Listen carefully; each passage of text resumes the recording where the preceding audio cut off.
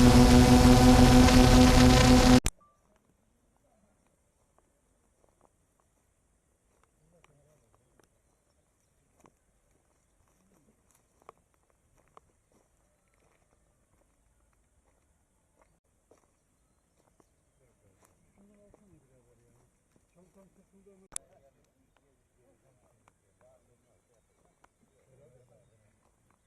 çekmeyi kasalım ya.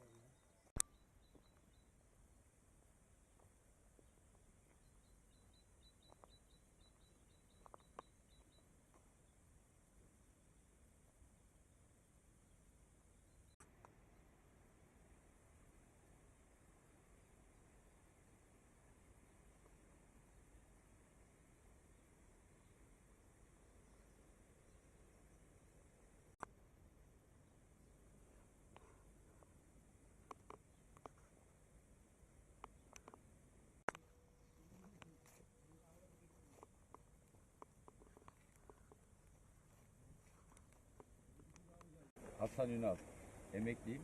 Manavgat'tan ben arkadaşlara katıldım. Manavgat'tan Mardin'e kadar gideceğim. Ve arkadaşlarla birlikte yolculuk yapıyorum. Mardin'e kadar yolculuk. Şu anda Osmaniye'deyiz. Spor, alternatif olarak çok iyi bir spor. Onun haricinde Antalya'da yaz kış denize gireriz. Ve bütün sportif faaliyetlere katılmaktan büyük bir zevk alıyoruz. Gençlere de örnek olmak amacımız.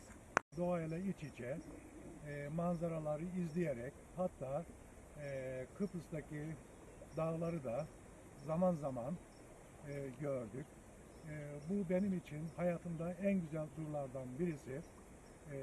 Dün akşam üzeri Osmaniye'ye geldik. Çok güzel olan kuş cennetine getirdi.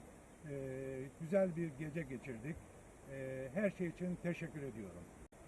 Antalya Yoldaşlar Pedal Grubu üyesiyim.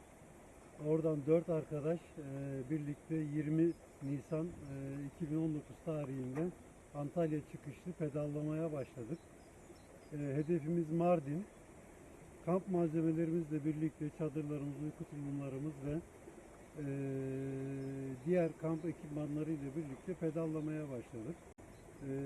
Dediğim gibi hedefimiz Mardin. Şu anda Osmaniye'deyiz. Osmaniye'de Haytap gönüllüsü arkadaşlar bizleri karşıladı. Bize kuş cennetinden yer gösterdiler. Biz de orada çadırlarımızı kurduk, kampımızı attık. Geceyi burada geçirdik. Ceyhan Nehri'nin kenarındayız şu anda.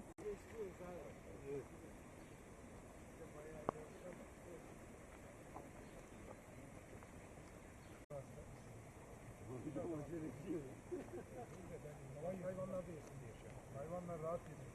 Yani görsün köpeklerin yiyecekleri.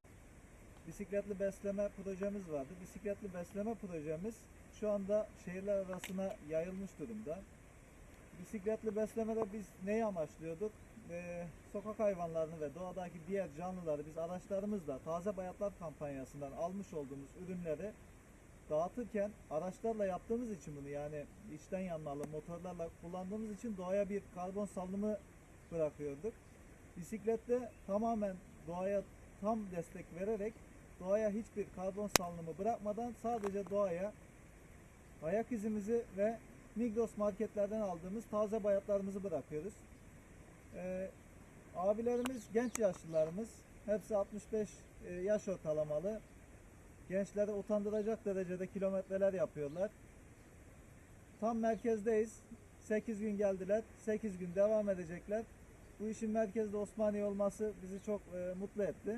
Kırmıtlı Kuş Cenneti'nde doğanın içerisinde doğaya destek vererek bir gece geçirdiler. Hepsine ayrıca teşekkür ediyorum. Devamını da Osmaniye bisiklet kulüplerinden bekliyorum.